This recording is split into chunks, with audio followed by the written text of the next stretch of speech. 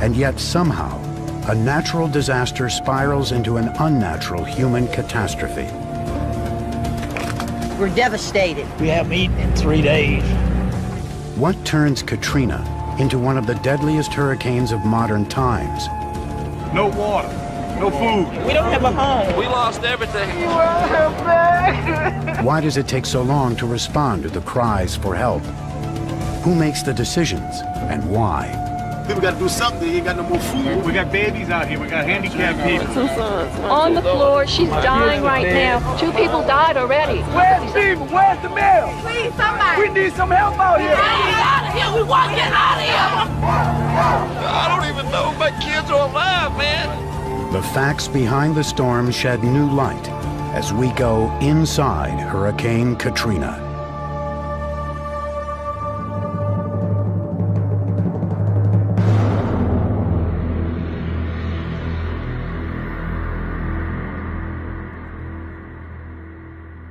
Baton Rouge, Louisiana, July 2004.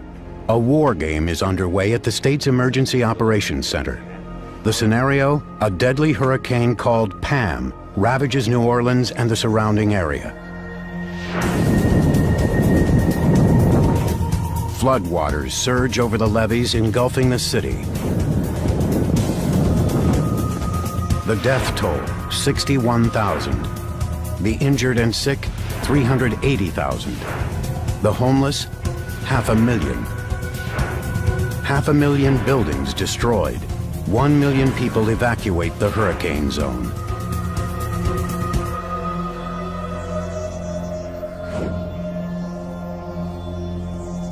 In the war game, Pam cripples local and state government.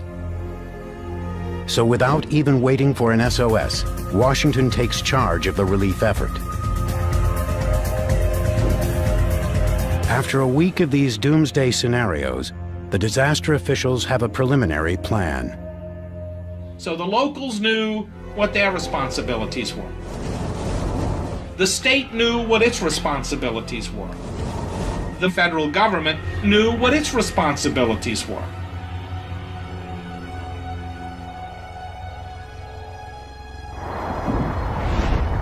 Wednesday, August 24th, 2005, 11 a.m., the Central Bahamas.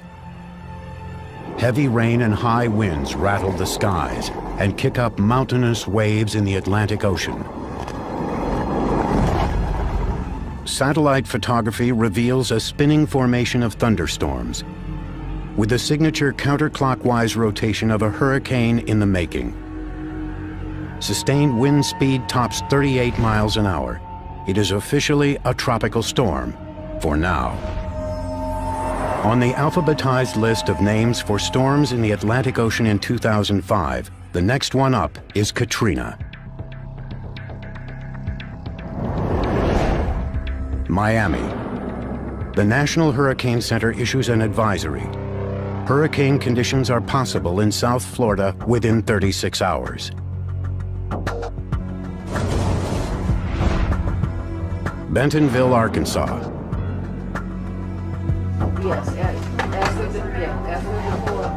An emergency response team here is already on the case.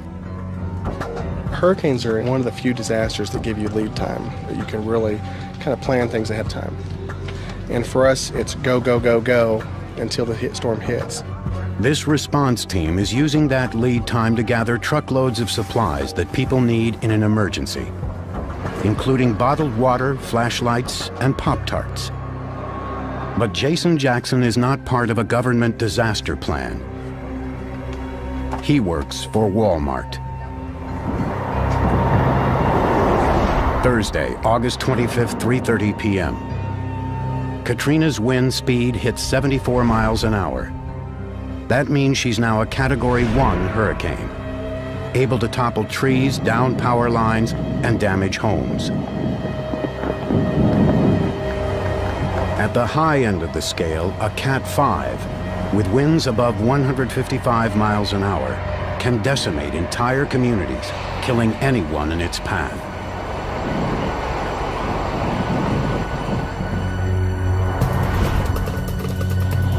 (6:30 p.m.) Hurricane Katrina comes ashore. She pummels the coast of Florida and heads inland. She leaves 14 people dead and causes $460 million in damages. For a Cat 1, she packs a serious punch. The reason?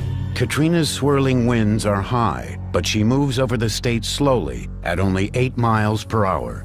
An average hurricane usually moves at about 15 to 20 miles per hour with its forward speed. So it basically hung over Florida for an extended period of time, exposing them to relatively weak but hurricane-force winds nevertheless. Katrina's foray into South Florida has cost her energy.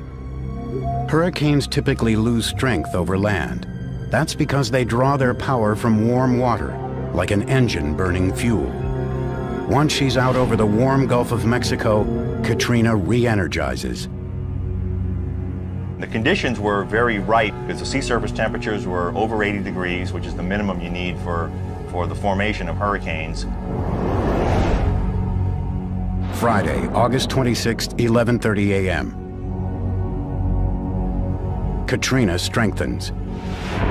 She's now a Category 2 hurricane and could become a 3 within the next 24 hours.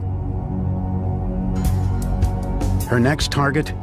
Anywhere from the Florida Panhandle to Louisiana. Along the Gulf Coast, the Red Cross and Salvation Army are on the move. They open shelters and mobile feeding units. So before the storm hits, we're moving people, and we're also moving our supplies. We pre-position our supplies in warehouses around the Gulf Coast.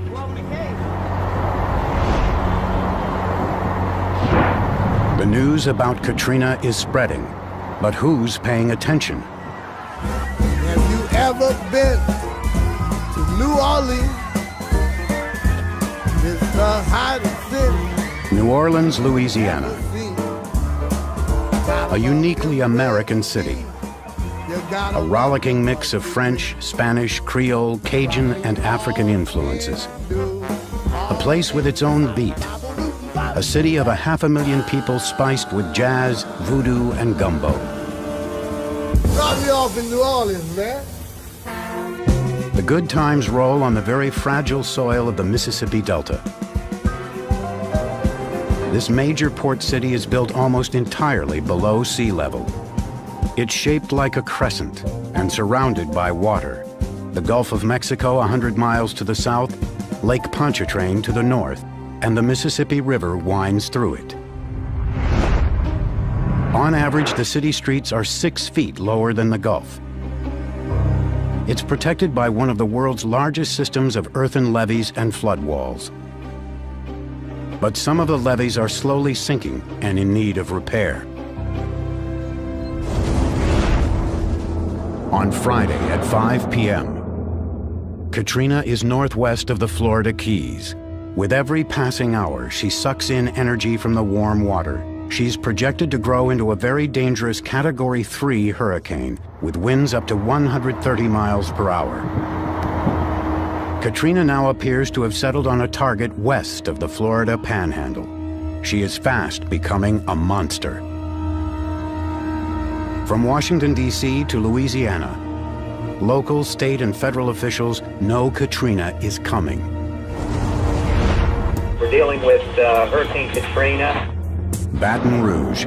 Here at the Louisiana Emergency Operations Center, officials are in battle mode. Several times a day, they strategize on the phone with emergency planners around the state, the ones who'll be on the front lines if disaster strikes. One local official recorded these calls and provided them to the producers of this documentary. They reveal what officials say to each other and how they plan, up to the very moment that Katrina strikes. Would like to point out or let you know, too, that the governor is monitoring the call.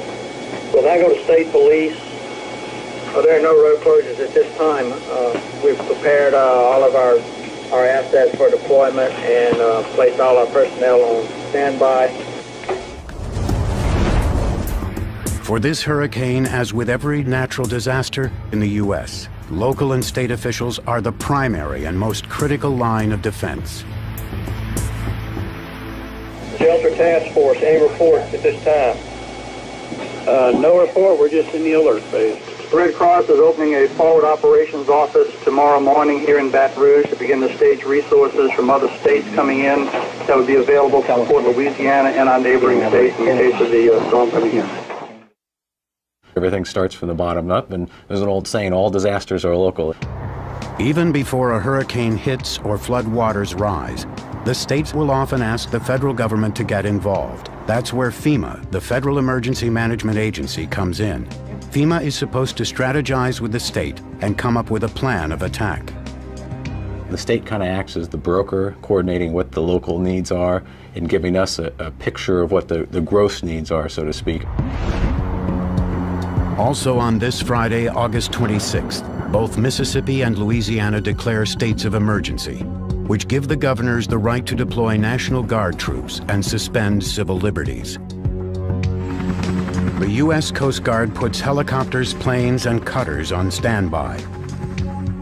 Out in the Gulf, oil companies evacuate their rigs. The work stoppage will have an immediate impact nationwide. The Gulf accounts for more than 25% of America's oil and natural gas production. New Orleans is by far the biggest city in the likely path of Katrina. She's now expected to hit the Gulf Coast in 72 hours. Over the coming days, 2 Louisiana politicians will play leading roles in determining the city's fate.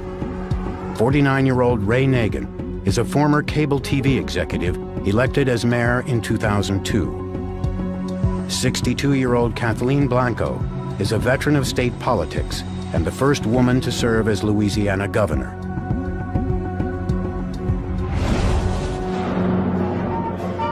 It's Friday night in the French Quarter. On Bourbon Street, the étouffée flies out of the kitchens and the freewheeling jazz bands are moving feet. People down here, they don't fear hurricanes. They honor them. Big Easy style, with a mind-numbing concoction called a hurricane. 11 p.m. Friday night. The National Hurricane Center forecasts that Katrina will hit land here in the town of Burris, Louisiana, 60 miles southeast of New Orleans. This prediction will turn out to be extraordinarily accurate. Saturday, August 27th, 2005. Katrina is now a deadly Category 3 hurricane. Her winds hit 115 miles an hour. She draws awesome power from the Gulf and propels a storm surge ahead of her. 7:30 a.m., Baton Rouge. A Louisiana emergency official, Jeff Smith, has gathered his counterparts for another conference call. FEMA Region 6, do you have any comments? The FEMA liaison wants Louisiana officials to make a key decision about relief supplies. We need to start flowing commodities to supplement what we already have, ice water. We need to talk about how many distribution points you want. So at your convenience this morning, if you give me a time, we'll give you a call to talk about that.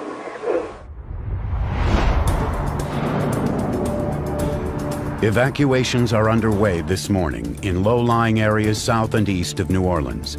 Under the state's emergency plan, those counties, or parishes as they call them in Louisiana, are the first to evacuate because they're the most vulnerable. The policy is very simple.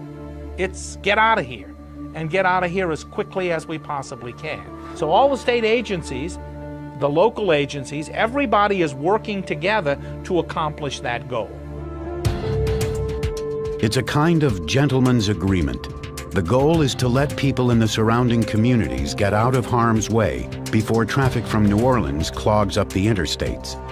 For the city, the process begins at the point when forecasts say that tropical storm force winds will hit the coast in 30 hours.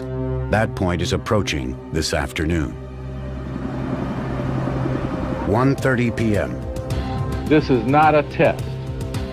This is the real deal. And I don't want to panic you, but in accordance with this plan, New Orleans Mayor Ray Nagin urges people in the lowest lying areas within the city to evacuate. So we want you to be ready, we want you to be safe, and most importantly, like the governor said, we want you to be calm. The mayor also announces that he will open the Superdome the following morning, Sunday, as a shelter of last resort. The Superdome is a 70,000-seat stadium and home to the New Orleans football team, the Saints. It was built to withstand 200-mile-an-hour winds.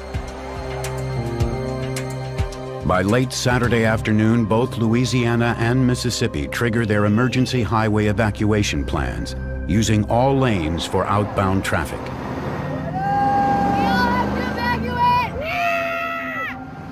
Even with the extra roadways, traffic snarls. It's extremely hard to leave.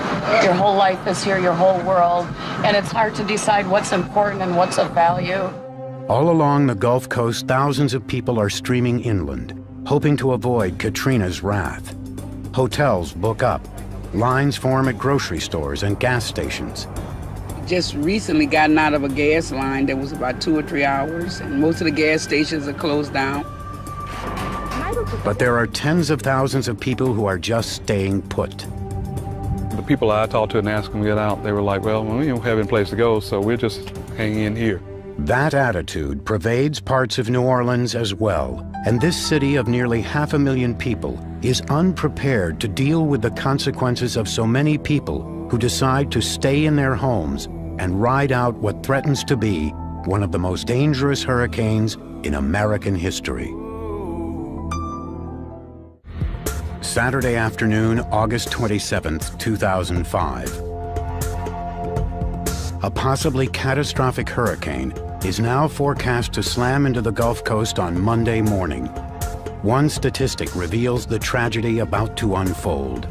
According to the New Orleans Emergency Management Plan, roughly 100,000 residents of New Orleans, more than 20% of the entire city, do not have cars or other means of personal transportation. Many of these same people have no money for a bus, a train, or a hotel. Many depend on welfare checks, which tend to run out by these last few days in the month. Despite the dollars that tourists bring to the Big Easy, New Orleans has long been poor. It has a poverty rate of more than 23%, almost twice the national average. And its murder rate is one of the highest per capita in the country. Many of the city's poorest residents live here in the sprawling 9th Ward. People live in ramshackle housing that sits as much as 4 feet below sea level.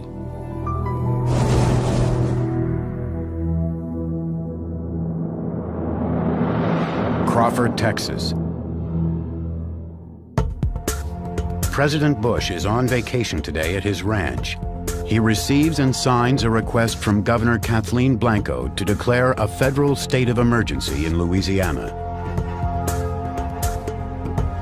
The White House can now direct any federal agency to use its resources to help the area. Saturday evening, FEMA has dispatched 5 search and rescue teams to Shreveport, Louisiana, and Meridian, Mississippi. FEMA positions the teams totaling 262 people out of the line of fire, but close enough to perform rescue operations after the storm hits. FEMA headquarters, Washington, D.C. An emergency specialist and union president named Leo Bosner is also tracking Katrina. Bosner believes the agency is unprepared for the kind of disaster predicted in the Hurricane Pam scenario. And as this went along Saturday night and into Sunday, I think all of us just felt this terrible, hollow feeling. Why aren't greater measures being taken? The director of FEMA is 50-year-old Michael Brown. He's been running it since 2003 and has handled disasters including California wildfires and the Columbia Space Shuttle explosion. FEMA is not the organization it once was. After 9/11, as the country focused on preventing another terrorist attack, Congress voted to downgrade FEMA from a cabinet-level agency. In 2003, it became part of the new Homeland Security Department. The problem with putting FEMA into the Office of Homeland Security was that it took it out of the White House. And there is nothing more effective for any government agency than being right next to the president. Saturday, August 27th, 7 p.m. Central Time. Katrina is a dangerous Category 3 hurricane. She's barreling toward Louisiana and Mississippi, on her way to becoming a cataclysmic 4 or 5. Weather maps show Katrina expanding so rapidly that she seems to overwhelm the entire Gulf. Her 12-foot waves are already approaching parts of the coast. By this point, across New Orleans, floodgates are closing on the levees that surround and cut through the city, including the Industrial Canal on the city's east side, the 17th Street Canal on the west side, and the London Avenue Canal in the Gentilly neighborhood.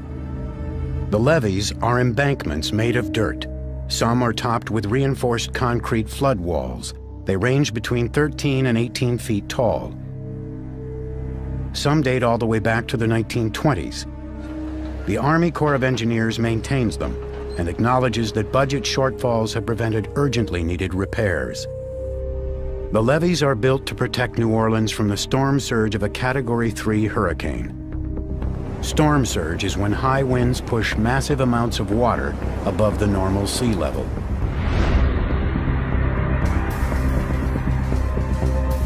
As thousands of people stream out of New Orleans on Saturday night, jazz trumpeter Kermit Ruffins is headed back in. He's just finished a gig in San Diego. I said, man, I need to get home real quick and board up my windows and get my family together and get out of here. Ruffins is not quite ready to evacuate. He secures his house, then heads to the French Quarter to bar hop. Bars are packed. Saw a lot of friends, and we're typical New Orleans humor. Hey man, this place will be underwater tomorrow. President Bush declared a pre-hurricane state of emergency. 9:30 p.m. Louisiana Governor Blanco joins the conference call with emergency officials. She reports on her latest conversations with FEMA. The FEMA officials tell me that that this is very unusual, that a president hasn't done this since 1992. So it's been years. I think that indicates the concerns at the highest levels of government in this nation.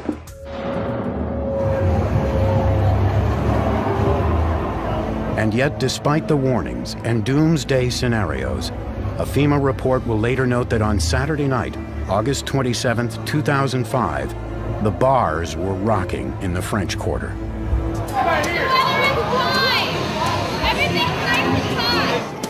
After midnight, as the Big Easy slowly winds down, Hurricane Katrina proves the forecasters correct. Sunday, August 28, 12:40 a.m. Katrina becomes a Category 4 hurricane, hell-bent on destruction. Hurricane Pam is no longer just another doomsday theory. The worst-case scenario will soon be reality.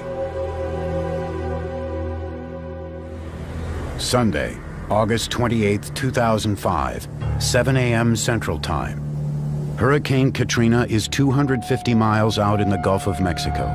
She has become an extremely rare Category 5 monster, forecast to come ashore in less than 24 hours. At this point, New Orleans Mayor Ray Nagin decides to announce a mandatory evacuation of the city, something that's never been done before. He puts the plan in motion. Baton Rouge, Louisiana. We'll now go to our parish reports. Orleans. On a conference call with state and FEMA officials, the New Orleans representative voices one overriding concern. And we're dealing with our internal transportation plan of how to deal with our large number of people without vehicles to get to a refuge of last resort. 8 a.m. The refuge of last resort, the Superdome, begins taking in evacuees. Behind the scenes, FEMA Director Michael Brown expresses frustration that a mandatory evacuation has not yet been announced, Brown appeals to New Orleans residents. Voluntary evacuations right now. I'll tell you this personally. If I lived in New Orleans, I'd be getting out of there. Crawford, Texas, 9:25 a.m. From his ranch, President Bush calls Governor Kathleen Blanco to discuss the New Orleans evacuation plan. At this point, the governor and the mayor have the power and the responsibility for getting people out of harm's way. New Orleans, 9:30 a.m. President Bush called and told me to share with all of you that he is very concerned about the citizens. He is concerned about the impact that this hurricane would have on our people, and he asked me to please ensure that there would be a mandatory evacuation of New Orleans. Now there is one. Katrina's landfall is about 20 hours away. This is going to be an unprecedented event. We want everybody to get out. The city of New Orleans has never seen a hurricane of this strength to hit it almost directly. Mayor Nagin also imposes a 6 p.m. curfew. 10:11 a.m. The National Weather Service issues an apocalyptic advisory, the kind of warning it would seem positively suicidal to ignore. Devastating damage expected. Most of the area will be uninhabitable for weeks, perhaps longer. At least one half of well-constructed homes will have roof and wall failure. All windows will blow out.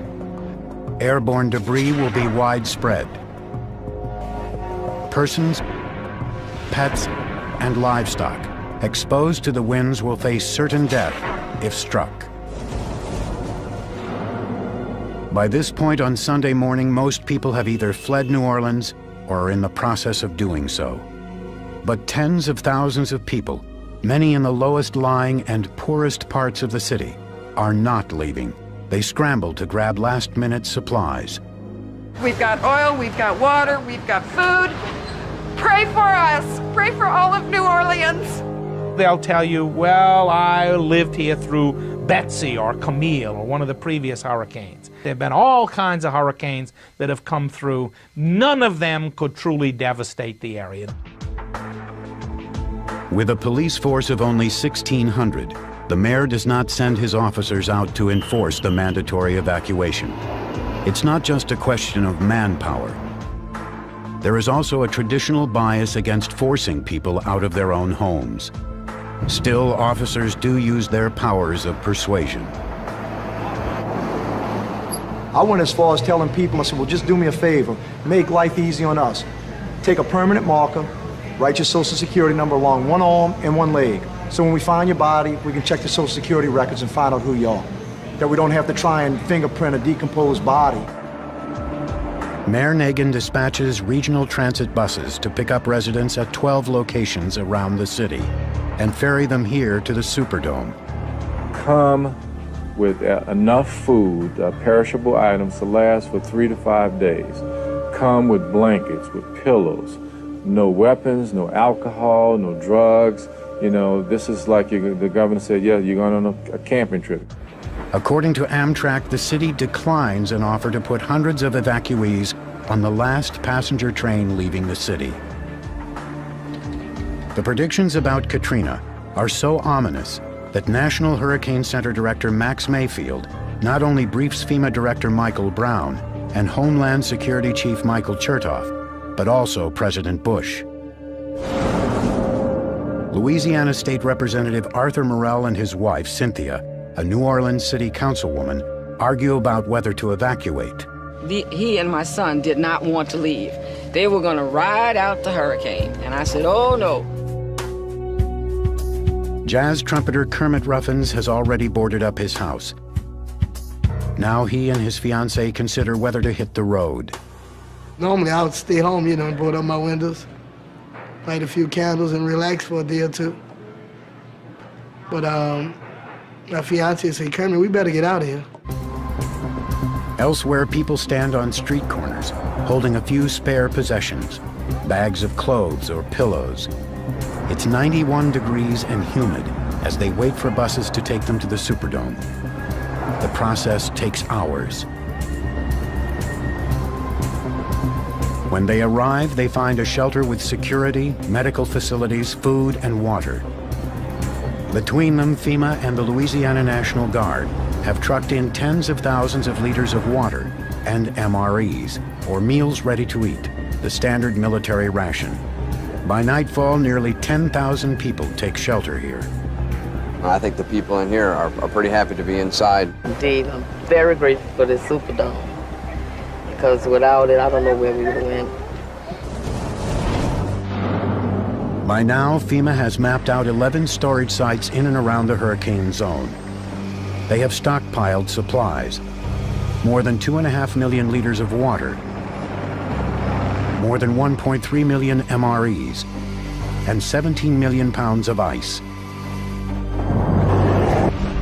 6 p.m., curfew time in New Orleans.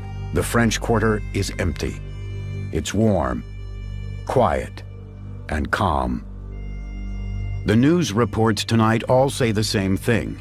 Katrina is barreling across the Gulf of Mexico at Cat 5 strength, the highest ranking. In the world of weather, this is the weapon of mass destruction. This is pretty much the hurricane that we always talk about. If it should stay on that current trajectory, just east of downtown New Orleans, that's bad. They avoid the direct hit from the south, but look, on the east side, that's the worst flooding scenario. Next is FEMA. 9:30 p.m. Louisiana and FEMA officials hold one more conference call before Katrina strikes. The tone of the call is professional, matter of fact. But it seems the state and FEMA are still pinning down some basic details. FEMA ESS 6 here. We would like to get some additional physical addresses for the general population shelters across Louisiana. I did send an email down to Kitty. The National Weather Service gives a dire flooding report. Yeah, you're pretty much going to have storm surge values around 18 to 19 feet outside your levee system. So that's going to cause you overtopping, probably both your federal levees and your parish levees. That's going to be an issue. There'll be major overtopping in your area. Monday, August 29th, 2 a.m. Central Time. Katrina starts to lose energy as she nears land and hits shallow water. She weakens to a Category 4 or possibly a 3. Her leading edge is now lashing at towns along the coast of Louisiana and Mississippi. Her winds roar through dark neighborhoods. At least 1 million people have moved out of harm's way. But along the Gulf Coast, many people are riding out the storm in century-old homes, scattered shelters, and the Superdome. This is where they will stay. Katrina is here. Time has run out. Monday, August 29th, 2005. The nightmare is real. The brutal assault of Katrina begins. 4 a.m. Central Time. Katrina's monstrous winds push a storm surge of 14 to 17 feet toward the Louisiana coast. 5:02 a.m. Parts of New Orleans lose electricity. The Superdome goes dark. The structure has backup generators, but they run only reduced lighting. About 10,000 people here inside the dome listen as the air conditioning system shudders to a halt. Most of the evacuees remain calm. Everybody nice. They fed us, and we just waiting till we ride the storm out. 6:10 a.m. Katrina storms ashore in Plaquemines Parish, Louisiana, 60 miles southeast of New Orleans. Our account of how the hurricane now decimates the city is based on the first comprehensive analysis of the events by the Louisiana State University Hurricane Center. First, the gargantuan storm surge pushes up the Mississippi River. It also races here into the Mississippi River Gulf outlet, and here through Lake Bourne, converging in this area known as the Funnel. In New Orleans, the winds are furious. A few hundred feet from the Superdome, two brothers, both police SWAT team members, Dwayne and Daryl Sherman, have spent the night sleeping in their trucks. We just left the doors open. We're sleeping on my brother on the back seat of his truck, me on the back seat of mine. And when we heard the wind picking up, and it actually sounded like somebody beating on the steel doors. Doug Kiesling, a professional storm chaser, sets up his camera and starts recording.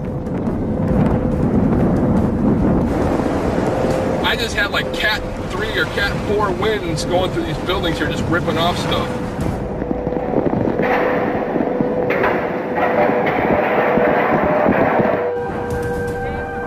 Evacuees in the Superdome hear a heart-rending noise.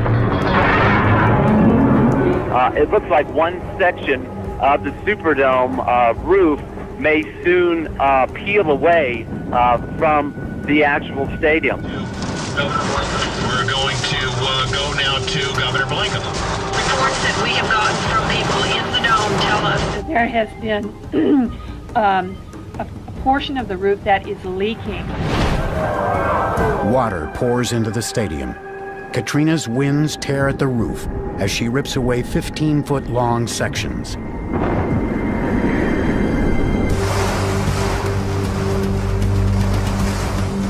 On the streets, a man struggles to stand in the blinding rains and relentless winds. 7 a.m. With the eye of the hurricane still south of the city, the storm surge tops the levees in the Funnel. St. Bernard Parish begins to flood on both sides of the Intracoastal Waterway. So does the lower 9th Ward in New Orleans. Here, all along the Industrial Canal, Katrina's floodwaters now overtop the levees. Water starts cascading into the city, flowing from the canal both east and west. 7:30 a.m.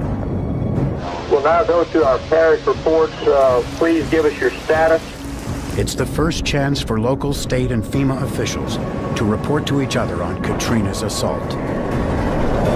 Power down in the city.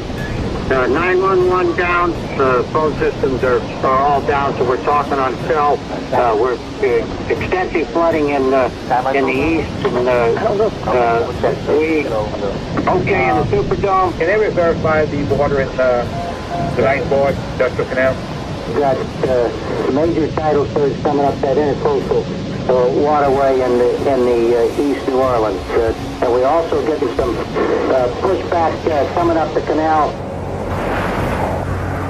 Inside the Superdome, terrified evacuees are still watching as Katrina continues to tear away at the roof. Right over the 50-yard line, a big chunk of the roof tore off.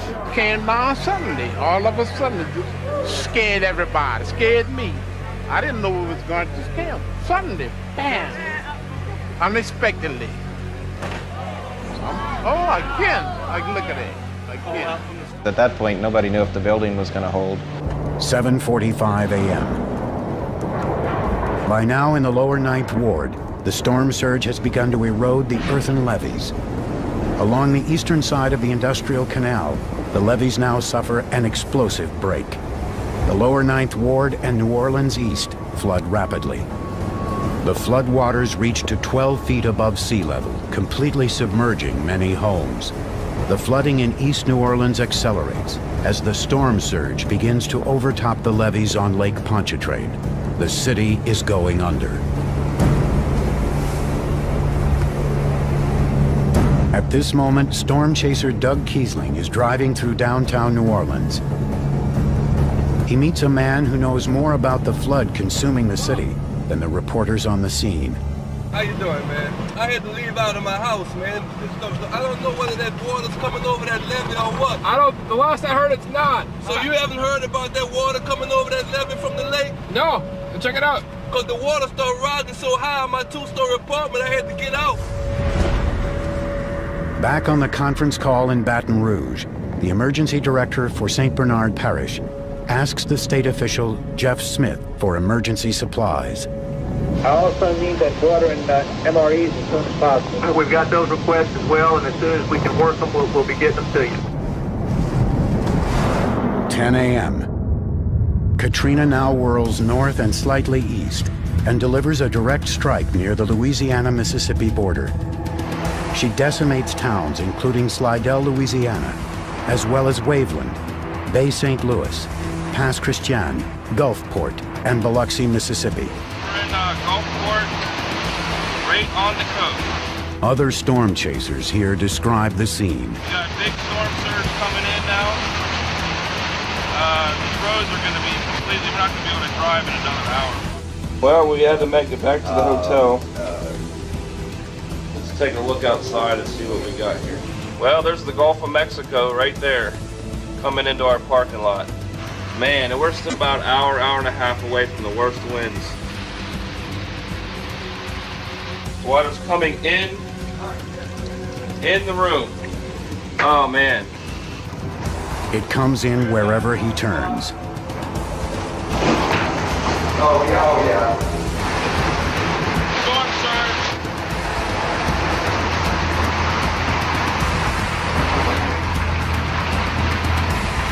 These men help an elderly woman escape the rapidly rising water. Well, we're in the lobby here of our hotel. We're completely underwater in this first store here. There's chairs floating by. The enormous surge lifts up this car and rams it into the lobby doors. Jim, look at this over here. It's time to head to higher ground. We're currently on the second floor. The surge chases people up the stairs. I think the eye is very close.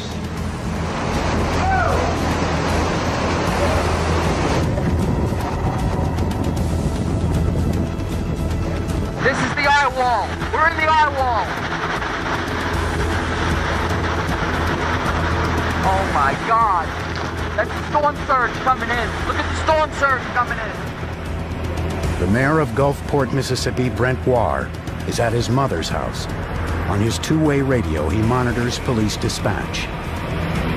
And you can hear the anguish in their voice, and all I could do is sit there and listen to it, hour after hour. And then finally the lady said, they were swimming for it. And I don't know whether they...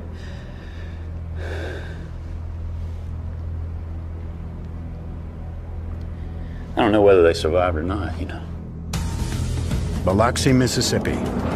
Mayor A.J. Holloway is in City Hall with his family. He watches Katrina's merciless assault on his city. And then we look down towards the beach, and all of a sudden we see these big waves coming. And they were just coming, and one right behind the other one. And then we started seeing debris washing up. And we started seeing parts of buildings, and I could recognize the buildings. I knew where they were. I knew what they looked like. Then we see furniture floating all around. And oh, there goes the house! The house is floating away! And we started seeing cars floating by. And of course, tin off the buildings and shingles, just sort of like the Wizard of Oz, Heading further east, Katrina swallows Mobile, Alabama, submerging some parts of the city in as much as 10 feet of water. Back in New Orleans, Katrina is keeping her worst nightmare for last, as her winds push the storm surge against the levees on Lake Pontchartrain. And yet, at the very moment that New Orleans is drowning, journalists here are unaware of the catastrophe unfolding elsewhere in the city.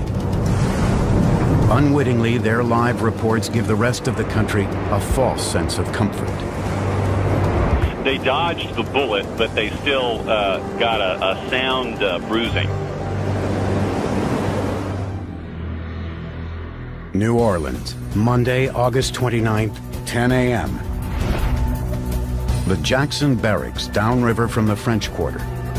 Katrina's floodwaters surround 337 National Guard troops.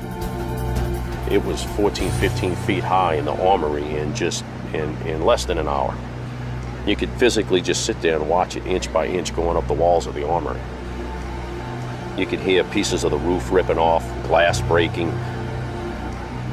We have huge brick walls around our armory, and you know, as the water came up with the hurricane, you could just see them toppling. In homes across the city, the water forces people to move to higher floors. Angela Green and Chris Erskine are in their home in the mid-city neighborhood. We were in a single-story duplex, you know. I mean, it came up to our steps probably within the first hour, and then probably came up further into the house within the next 2 hours. I had to axe through into our neighbors. Through our wall. Right, and then get whatever perishables we could because ours were running out. And then we had to swim about 40 feet and get into another neighbor's house to get upstairs to the second floor. If the waters rose high enough in your home, the potential is you drowned in your attic if you couldn't break your way out. Baton Rouge. FEMA Director Michael Brown contacts Homeland Security Chief Michael Chertoff in Washington. Brown wants 1,000 temporary relief workers moved into the hurricane zone within 48 hours. FEMA has about 3,000 employees. Because it's not a first responder, it doesn't have ambulances, fire trucks, or helicopters of its own. The agency relies on state workers, the National Guard, private contractors, the U.S. military, and other federal agencies. Brown orders emergency workers to wait until federal, state, and local officials establish a unified command structure, standard FEMA protocol.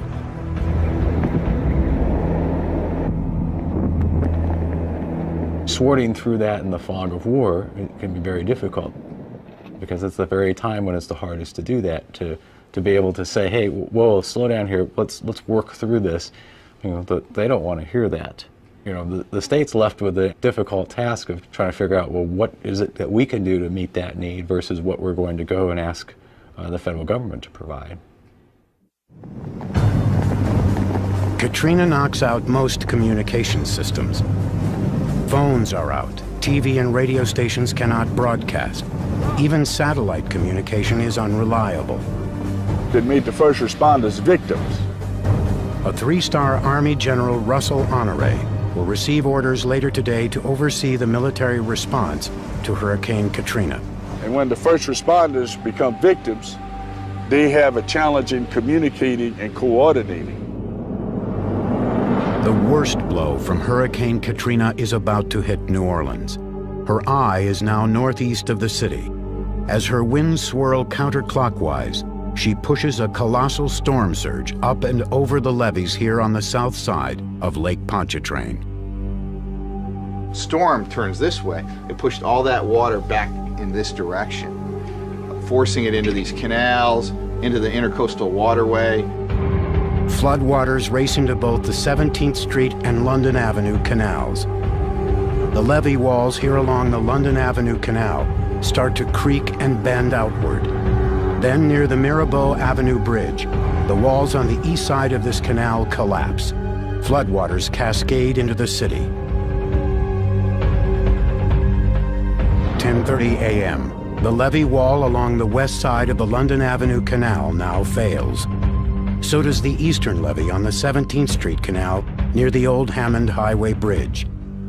That breach sends floodwaters into the western portion of Orleans Parish. The average home in New Orleans is drowning in 6 to 9 feet of standing water. Everything was damaged. I didn't see one thing that was not damaged. One house, one business. I particularly noticed that almost every roof was damaged. And I knew at that point we had a big problem. Rescuers are now heading out into the floodwaters. Among them, New Orleans police officers Dwayne and Daryl Sherman. We started receiving reports and there was just hundreds and hundreds of people stranded in attics and on the roofs. New Orleans Times-Picayune photographer Alex Brandon joins the Sherman brothers and documents the search and rescue mission. We decided at that point to make our way down. We had to take a chainsaw and the entire... The eastern levee on the 17th Street Canal near the old Hammond Highway Bridge. That breach sends floodwaters into the western portion of Orleans Parish. The average home in New Orleans is drowning in 6 to 9 feet of standing water. Everything was damaged. I didn't see one thing that was not damaged. One house, one business. I particularly noticed that almost every roof was damaged. And I knew at that point we had a big problem. Rescuers are now heading out into the floodwaters. Among them, New Orleans police officers Dwayne and Daryl Sherman. We started receiving reports. There was just hundreds and hundreds of people stranded in attics and on roofs. New Orleans Times-Picayune photographer Alex Brandon joins the Sherman brothers and documents the search and rescue mission. We decided at that point to make our way down. We had to take a chainsaw and the entire SWAT team to clear a path because of all the oak trees that were down. There's already people inside in their attics yelling for help. At that point, you're saying to yourself, and you're looking at what you know when you used to patrol as the lower 9th Ward was now a lake. It just so happened it was full of houses. And you said, this is going to be bad.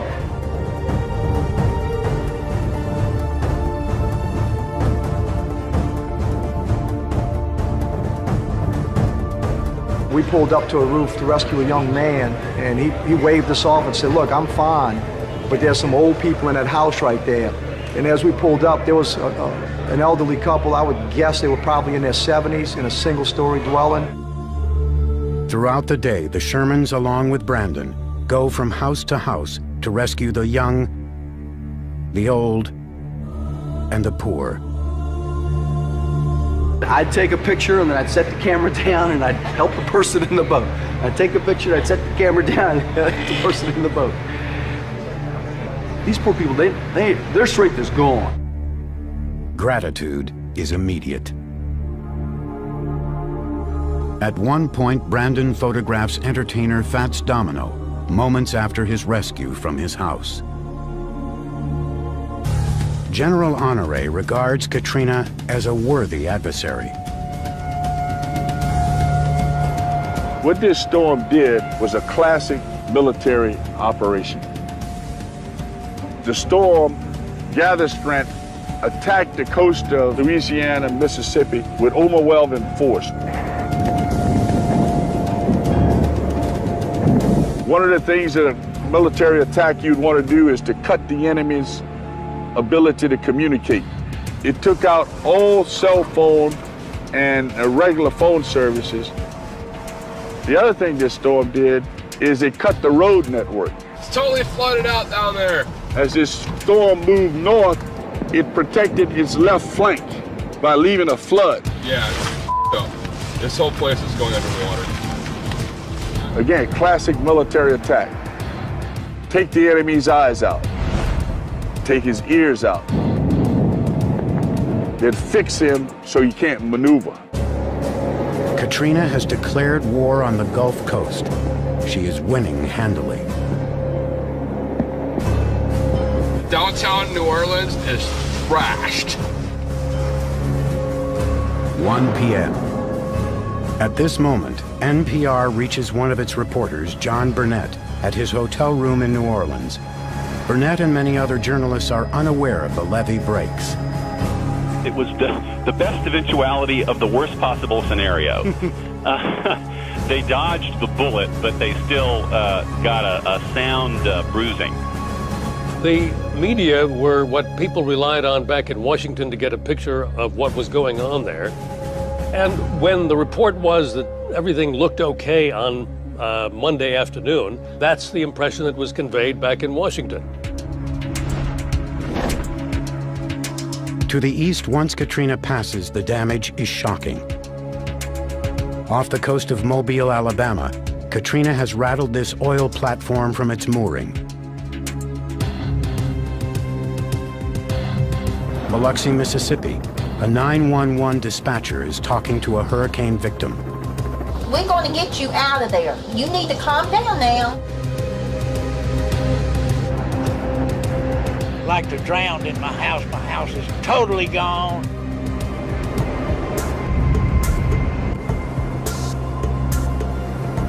The floating gambling barges in Biloxi and Gulfport have taken a direct hit. Katrina hurled the Grand Casino in Gulfport 150 yards onto US 90.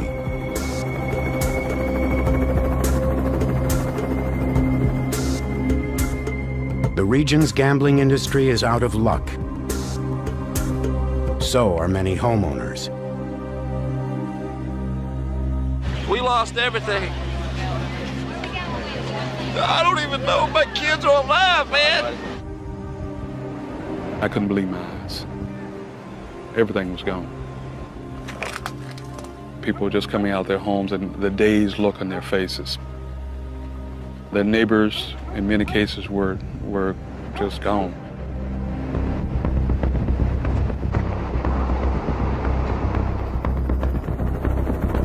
Monday afternoon, nature's fury and the politics of disaster are on a collision course.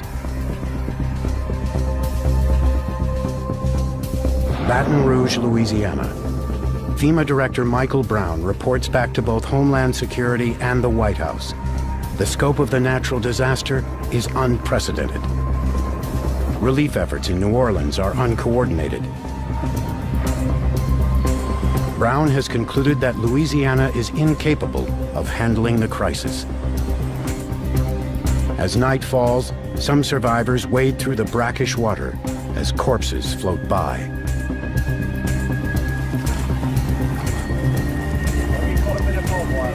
This evening, an ABC News correspondent on the scene in New Orleans reports that the levees have only overtopped, not broken. It was simply the volume of rain that left many areas underwater, he says. This was not the apocalyptic hurricane that many had feared. Just how wrong such reports are will become abundantly clear over the next 24 hours.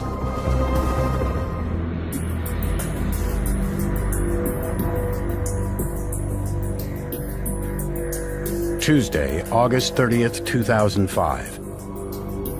As the morning sun illuminates the shattered Gulf Coast, early risers in other parts of the country are greeted with surprisingly good news.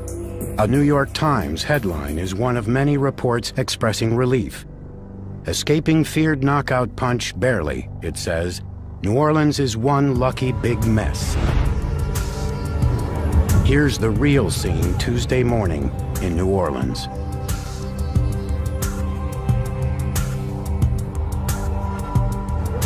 Floodwaters cover 80% of the greater New Orleans area. In the city alone, Katrina has destroyed at least 200,000 homes. Survivors navigate through the city on top of a mattress, in a tub, or on a crude raft. Cars, houses, street signs are all submerged in a muddy brown layer of water, gas, sewage, and chemicals. Thousands of desperate residents are trapped in their homes, chased by the rising waters into attics, breaking through to their rooftops. They wait and pray for help. A depleted police force struggles to come to the city's aid. Police will later report that 249 officers deserted their posts during the hurricane. You know, they left us at the most critical time in the city. It hurt us bad. It really did.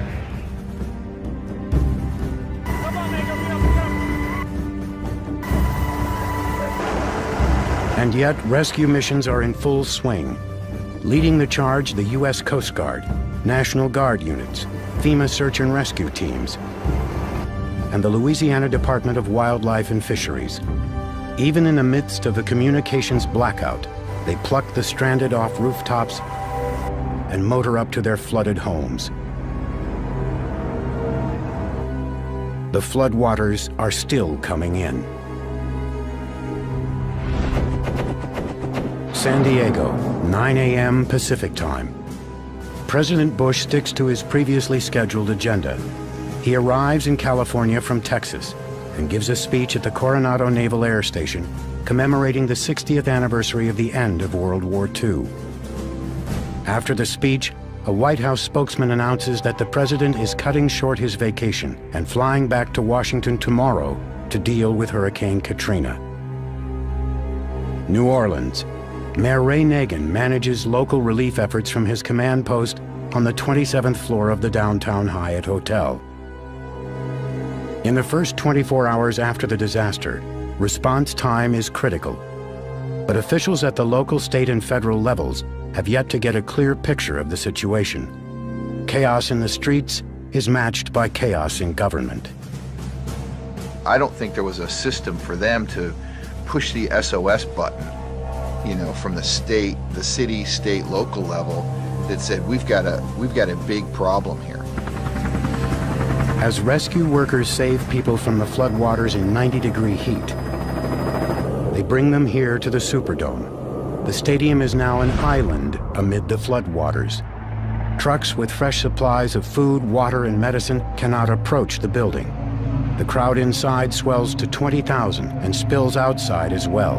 Many have now been here for 3 days. Conditions deteriorate by the hour. Toilets back up and overflow. The smell of sewage, sweat, and filth is everywhere. A similar situation is developing 1.5 miles away here at the New Orleans Convention Center. The city never planned to use it as an official place of refuge, but today it's becoming a spontaneous shelter for about 25,000 evacuees, including tourists whose hotels were flooded out. There are no emergency supplies in the building, no food, no water, no medicine. Both the Louisiana National Guard and FEMA will later acknowledge that at this point on Tuesday, they were unaware that people were taking shelter here. My mother and my sister has diabetes real bad, so I just wanted them to be safe. Hundreds of other people are stranded on bridges and roadways around New Orleans, without food, water, or shelter. Many will remain exposed to the elements for days to come. It's just disgusting and frustrating, and we are human beings, and they're treating us like we're criminals. Throughout the city, chaos reigns. Looters shatter store windows. They cart off everything from food to entire display cases. The U.S. Army Corps of Engineers, meantime, tries to repair the break at the 17th Street Canal flood wall. They fly in sandbags via helicopter and drop them onto the break. It doesn't work. The bags are too small. The floodwaters carry them off. And New Orleans keeps filling with water. The levees and canal walls, once the city's great protector, now trap the floodwaters inside the city. New Orleans has an extensive pump system to send the floodwaters into Lake Pontchartrain and the Mississippi River, but most are either broken or choked with debris. If this city dies, it's really going to be the things that happen after Katrina. Tuesday night, 10:15 p.m. Governor Kathleen Blanco calls for the full evacuation of the Superdome. With the area around the stadium flooded, transportation will be a slow process. The plan is for buses to carry 20,000 people to the Houston Astrodome and other shelters. We will help! We will help! Help us! Night falls on this second day after Katrina. Tens of thousands of people remain trapped in New Orleans, some on the streets without basic necessities, others in the Superdome and Convention Center. Wednesday will bring full-out chaos, including wild rumors of widespread murder and gang rape. And in a country accustomed to watching its troops swoop into foreign terrain and deliver aid, seemingly at a moment's notice, people are beginning to wonder what's going wrong. Wednesday, August 31st, 2005.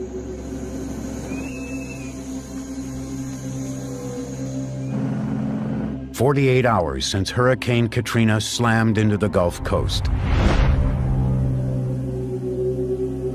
In a typical hurricane, relief efforts might already be under control, but the scale of this disaster is unprecedented. New Orleans. According to FEMA, floodwaters keep its supply trucks from entering the city. FEMA will also later report that over the next several days, it has trouble communicating with local and state officials and, quote, doesn't know where critical help is needed, unquote. In the Superdome, 20,000 evacuees now wait for buses to take them to Houston. When the tsunami happened, when the hurricanes was going on in Florida, they ran over there to help us. Here we in our own town, and they will not give us nothing. 10:40 a.m. President Bush takes off on Air Force One, headed back to Washington. He asks the pilot to fly low over the hurricane zone. Down below, tens of thousands of people pack shelters across 3 states, all hoping to return home quickly. Many do whatever it takes to get by.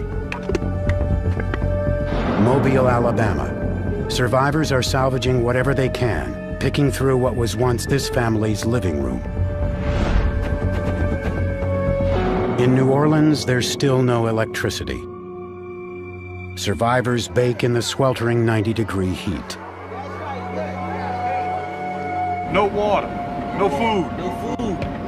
We got babies out here, we got handicapped people. Been out here all day. Yeah, people dying in the We're starving out here. We got people that... General Russell Honore has now arrived in New Orleans to head up U.S. military efforts. The general leaps into action. And I give the president some credit on this. Mayor Ray Nagin tells a radio interviewer that he's pleased with Honore's deployment. He sent one John Wayne dude down here that can get some stuff done. And his name is General Honore. And he came off the doggone chopper. And he started cussing and people started moving. General Honore regards the crisis here in New Orleans as much more challenging than the one in Mississippi. The big difference is Mississippi didn't have standing water. It didn't have calms, it didn't have roads, but the water went back to sea. In the case of New Orleans, it created this big tub of water right in the center.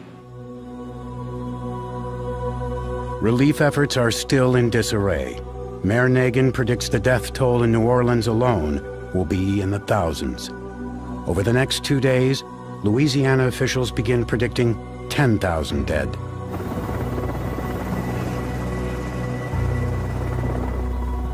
Helicopters carry wounded and sick evacuees here to Louis Armstrong Airport, which is fast becoming a makeshift hospital. I've never seen anything like this before. Everyone's doing the best that they can. We need insulin. As the day wears on, the looting intensifies. Mayor Nagin orders police to stop search and rescue missions and focus on law and order. Hey, stop it! Drop it! Some steal to survive.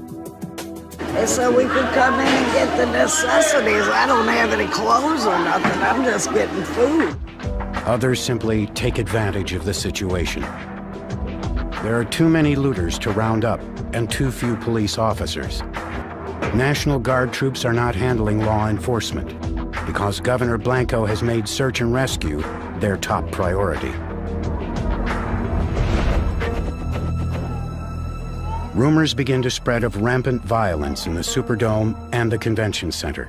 Tales of widespread homicide, assault, and gang rapes. The national media report many of the rumors as confirmed facts. Most will turn out to be either false or highly exaggerated. Estimates of 200 dead bodies in the Superdome turned out to be untrue. A total of 6 people died in the stadium, 4 of natural causes, 1 from an overdose, and 1 suicide. Horror stories of mass murder inside the convention center also turn out to be way off the mark. Police recover 4 bodies. 1 is a homicide victim. And I love the press. I mean, just at their perspective of what they're seeing and they're hearing, then it becomes circular reporting. One person reported was 2, the next time you hear is 5. Nonetheless, these 2 buildings and the anguished people inside them become the public face of an unfolding catastrophe. The kind that most Americans associate more with the third world than with their own country. I don't have home. I had a home downtown, but it's gone. It's under the water. I have nothing, nothing. They have over 3,000 people out of here with no home, no shelter. What are they gonna do? What are we gonna do? The plight of Katrina's victims touches people all across the country, including this man, the owner of a bus company in a small town outside Minneapolis. He and his friends start a local relief effort. Collected over 90,000 pounds of food and supplies in probably in about a 24-hour period. They caravan down to Louisiana, driving through the night, 6 buses and a truck. They deliver their food and emergency supplies to hurricane victims in Shreveport and Natchitoches. Bentonville, Arkansas, the Walmart's Emergency Operations Center. What started a week ago as an emergency effort to stock its stores has evolved. It's now a cooperative relief effort with the Red Cross in Mississippi and Louisiana. We needed to start sending 5 trailers a day in to support Jefferson Parish to provide them water, dry food. And I remember there was 1 load of chainsaws to help cut some of the people out of the buildings. Wednesday afternoon, Washington, D.C. President Bush returns to the White House and convenes a cabinet meeting. Bush and his advisors debate whether the federal government should try to take over the relief effort and take command of the Louisiana National Guard. According to published reports, the president calls Governor Blanco on Wednesday to float this idea, but cannot persuade her. In the weeks to come, aides to Blanco acknowledge that the governor spoke to the president on this day, but firmly deny that Mr. Bush made any such offer. It's an issue of control. If she had allowed the president to take over the National Guard, she feared political recrimination. Here again is where politics immediately takes part, enters into these considerations. Confusion about who's responsible for what relief effort is a problem reverberating all along the Gulf Coast. FEMA, Red Cross, you know, they got a few feeding trucks into the areas, but the assistance that you would typically think for a storm this magnitude in an area that was so hardly hit, they just didn't show up. New Orleans, Wednesday night. Buses arrive at the Superdome to begin the evacuation. But one group of New Orleans residents is already being evacuated, not by the city, the state, or FEMA. This young man, 20-year-old Jabbar Gibson, commandeers a school bus. He loads it up with people in need of shelter, and off they go to Texas. 10:35 p.m. Gibson arrives at the Houston Astrodome. He deposits his passengers at the newly designated shelter. TV networks replay the footage of Gibson at the wheel. In the midst of a crisis that's overwhelming government at all levels, here at least is a private citizen seizing the moment, acting heroically. But people are wondering, where are the public officials who should be doing the same? Thursday, September 1st, 2005, 7 a.m. Eastern Time. On ABC's Good Morning America, President Bush offers a comment about Hurricane Katrina that kicks up a political dust storm. I don't think anybody anticipated the breach of the levees. Some experts had in fact warned that the levees might fail if a big hurricane swept through New Orleans. The president said he's going to lead the investigation into what went wrong. He needed to look only in the mirror. In God's name, we're the people who are supposed to give water, support. People were dying there. What in heaven's name was happening? Next target for outrage, the slow evacuation of the Superdome. It will take 3 days to transport all 20,000 stranded evacuees to Houston and elsewhere. The guys put it on the ground and send these trucks back for another load. Yes, sir. Make that happen now. Yes, sir. Army General Russell Honore is in charge of the transport. To many observers, Honore is the first official on the scene who seems to be actually taking charge. This whole humanitarian thing comes down to logistics. You can't get buses in there because of the water. Then we could get them in there. We had to bring them in 2 at a time. The Red Cross offers its services in New Orleans, but Louisiana officials will decline the offer. They tell the Red Cross they cannot guarantee their safety and that Red Cross vehicles might disrupt rescue efforts. Mississippi. Getting aid to some hurricane victims is time-consuming because the population is so spread out. George W. Bush, get out the White House and come help us. Police ain't helping. There's been one Salvation Army truck come by. You know, they set up over there. They stayed there about 3 hours. They were gone.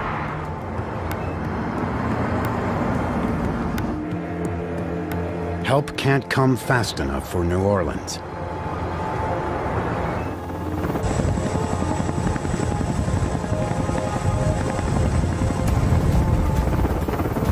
Massive sandbags start to plug the hole in the 17th Street Canal to keep floodwaters at bay.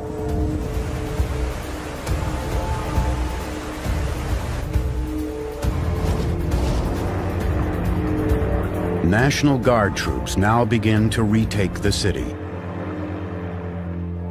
Their mission is to go door to door and look for survivors. Attention rescue, call out, make a noise, we're here to help. Some of them didn't want to evacuate with us, and we didn't want to let people back out into the city. We didn't want to have to come in and rescue again in those conditions. New Orleans police team up with other rescuers.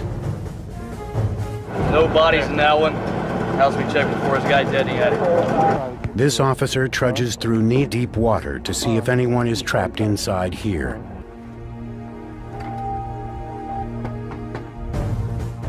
Good news, at least she's not there. You know, it looked like the water came up about another foot into the house, but it looked like she made it out. Not everyone did. My kids are dead. I wasn't there. I come home, you know, I went out to get my money, you know. I come back, everything's underwater, my wife's gone. I don't want to talk about it, man.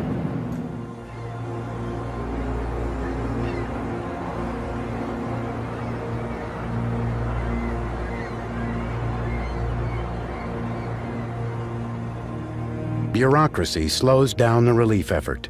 This group drove 22 hours from Florida. When they arrive, officials ask them to show credentials and sign paperwork. The process takes 2 days. There was no communication with the right hand to know what the left hand was doing. And we are all organized, we're certified, we got rescue boats, and they told us to sit.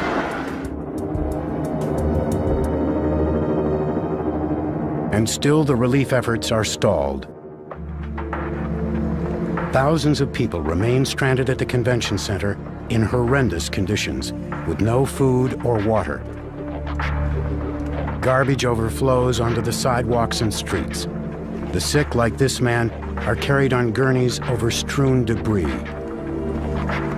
Excuse my French, everybody in America, but I am pissed. Thursday evening. In a radio interview, Mayor Ray Nagin takes a shot at both state and national officials.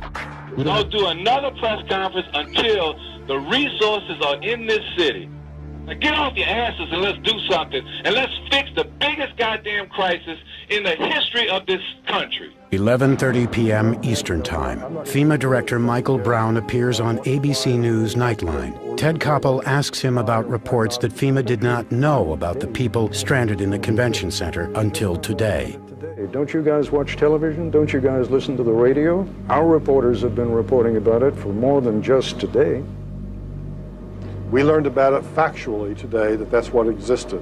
We've been so focused on doing rescue and life-saving missions and evacuating people from the Superdome that when we first learned about it, of course, my first gut instinct was get somebody in there. Koppel also asks Brown why FEMA did not respond faster to Katrina. When the levees did break, we were already moving in and then had to move back out. And then I think the other thing that really caught me by surprise was the fact that there were so many people, and I'm not laying blame, but either chose not to evacuate or could not evacuate. The explanations might be logical, but in the hurricane zone, the problems are vast and urgent. People are growing furious at the slow pace of the relief efforts. It's still a slow process. Because you got a whole city here, you know what I'm saying? We don't have nothing to go home to. Nothing. Mobile, Alabama, Friday, September 2nd, 2005, 10:35 a.m. President Bush gets his first ground-level look at the devastation of Hurricane Katrina. With FEMA Director Mike Brown at his side, he responds to the growing criticism of federal relief efforts. It's not going exactly right. We're going to make it go exactly right. If there's problems, we're going to address the problems. And that's what I've come down to assure people. And Brownie, you're doing a heck of a job. The FEMA director's working 24. New Orleans, 12 p.m. Louisiana National Guard troops march into the convention center. Within 30 minutes, they restore order and begin to distribute food and water. Within 36 hours, they evacuate 25,000 people from the building. They're bussed and flown to shelters around the country. 5 p.m. Air Force One touches down at the Louis Armstrong Airport in New Orleans. In his office on the plane, the president meets with both Governor Kathleen Blanco and Mayor Ray Nagin. The mayor later describes the meeting. We're in Air Force One. I say, Mr. President, Madam Governor, you two have to get in sync. If you don't get in sync, more people are gonna die. But the president and the governor do not get in sync. Blanco will reject Bush's proposal for a federal takeover of the relief effort. When the president returns to Washington, he signs the first of many aid packages for hurricane victims. Monday, September 5th. Tensions are also building between Governor Blanco and Mayor Nagin.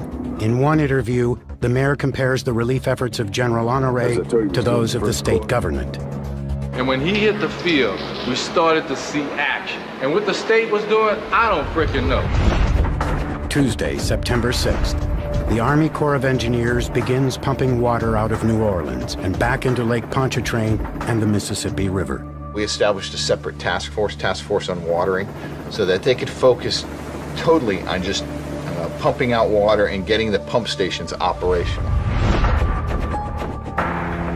Friday, September 9th. 11 days after Katrina struck, more than half of New Orleans is still underwater. Roughly 1 million people have evacuated from the hurricane zone. Government agencies and volunteer groups are providing shelter to more than 250,000. Others are living with friends or relatives around the country.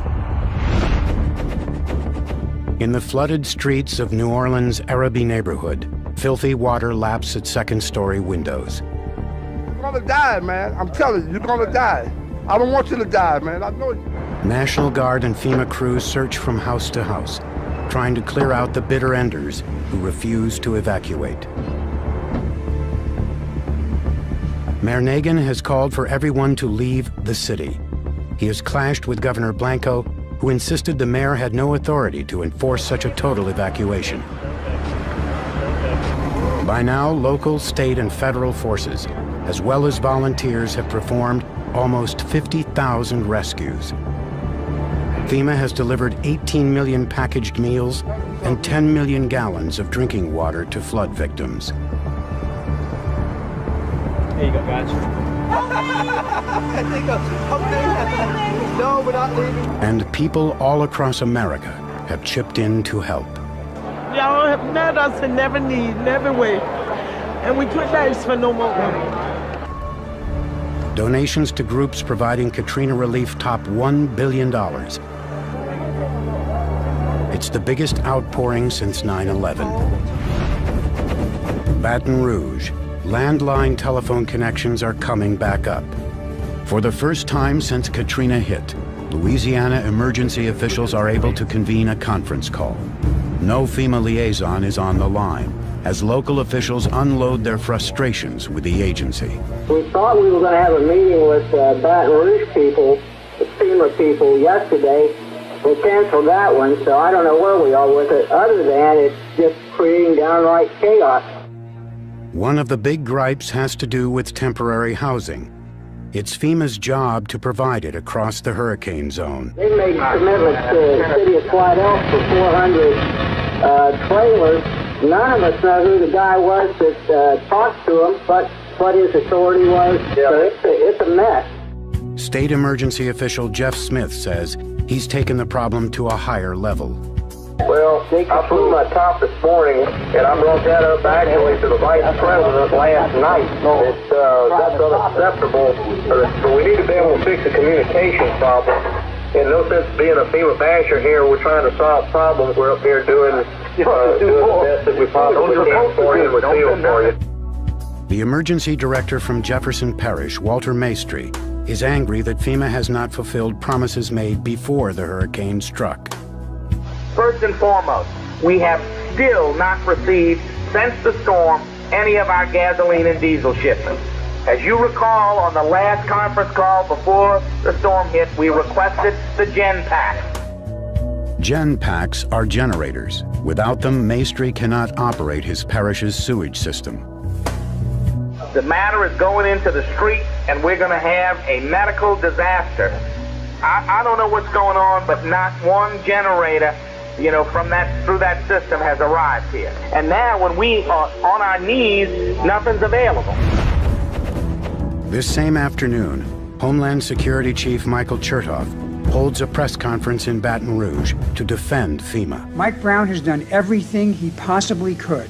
Nevertheless, Chertoff is sending Mike Brown back to D.C. He appoints Vice Admiral Thad Allen, a 34-year Coast Guard veteran, to oversee the FEMA relief effort.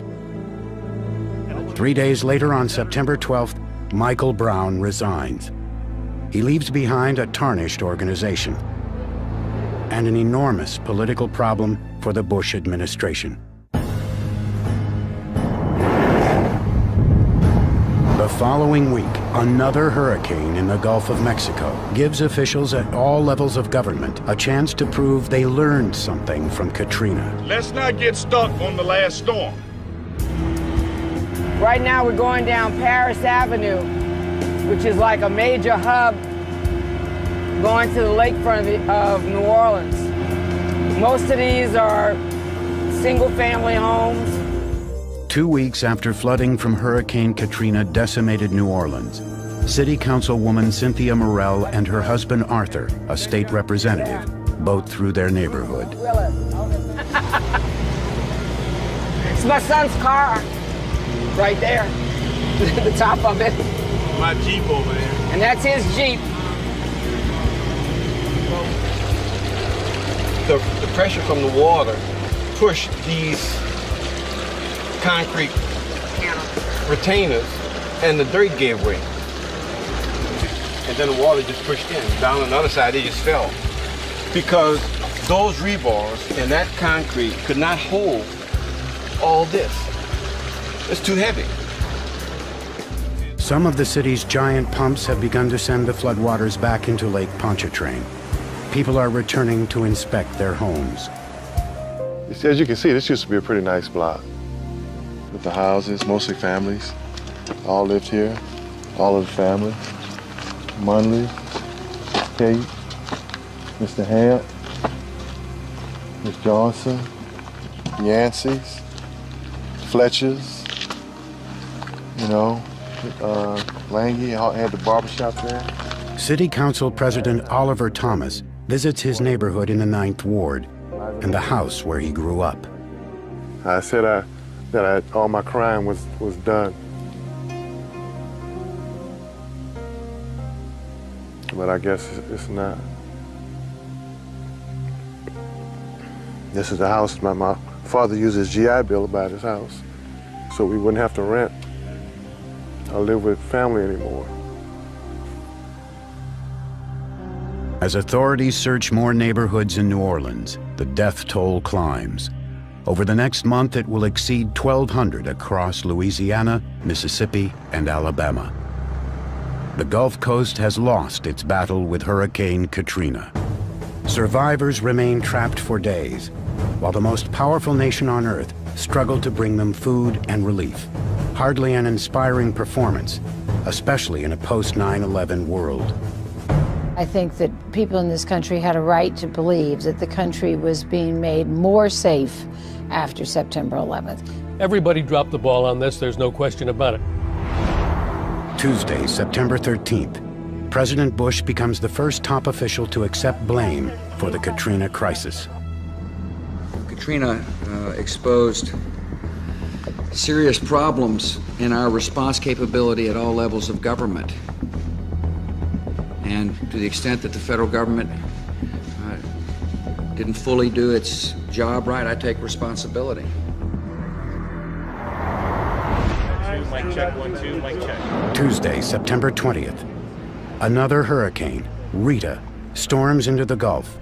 Public officials have a second chance to get it right. Don't get stuck on stupid, reporters. We're moving forward. And don't confuse the people, please. Let's not get stuck on the last storm. Our first mission is to save lives. We have a coordinated federal, state, and local effort moving in place as we speak. The federal government was busy assuring us there had been plans made, people prepositioned, plenty of supplies, water, meals ready to eat. They were determined not to make the same mistake again 3 weeks later. Saturday, September 24th. Hurricane Rita comes ashore between Johnson's Bayou, Louisiana, and Sabine Pass, Texas. Damage is extensive and dozens of people are killed. But this time, the government seems to have its act together. Select committee will come to order. Washington, D.C., Tuesday, September 27th. Good morning and welcome to this morning's hearing. The recently resigned FEMA Director Michael Brown testifies before a House committee. Brown places blame for the events in New Orleans squarely at the local and state level. I very strongly, personally, regret that I was unable to persuade Governor Blanco and Mayor Nagin to sit down, get over their differences, and work together. I just couldn't pull that off. My biggest mistake was not recognizing by Saturday that Louisiana was dysfunctional. The very next day, Louisiana Governor Kathleen Blanco appears before a Senate committee, but does not answer Brown's attack. You were criticized yesterday heavily by Mr. Brown. I'd just give you a chance here if you would like to respond to that. Senator Conrad, I appreciate that, but today I came really to talk about job creation. Monday, October 17th, FEMA has released emails to the House committee investigating Katrina, and they are leaked to reporters. Michael Brown sent one to a colleague 2 days before Katrina struck. In it, he alludes to FEMA's 2004 Hurricane Pam war game. Look at this scenario compared to the planning we did for New Orleans, and well, you get the picture. But who did get the picture? 5 days after Katrina, another email from a frustrated FEMA official in Mississippi suggests the agency did not. Resources are far exceeded by requirements, he writes, getting less than 25% of what we have been requesting from HQ daily. Katrina has caused Americans to wonder whether the government at any level is prepared to respond to a major disaster or terrorist event in their hometowns. After 9/11, Congress provided billions of dollars for cities and states to improve their evacuation plans. How good would those plans be in a crisis? Take New York City. It depends on its vulnerable public transit system to get people to safety. Or Los Angeles. In the event of a catastrophic earthquake that would require people to flee the city, LA has no plan for evacuating millions of people or housing them. I don't see a water line. I may be lucky. Big gray house on the corner. Jazz trumpeter Kermit Ruffins returns home. His house is on relatively high ground and escaped significant damage. To look at that city now is just like, we can't wait to rebuild. I mean, it's all we can think about. That's my baby picture there. Some of my records right here. Nice kitchen back there. Remember those red beans and rice? Ruffins then checks out Vaughn's, the neighborhood bar where he's played a Thursday night gig for the last 13 years. Tell you one thing, it looks exactly the same. This place will be rolling in no time. All we need is electricity.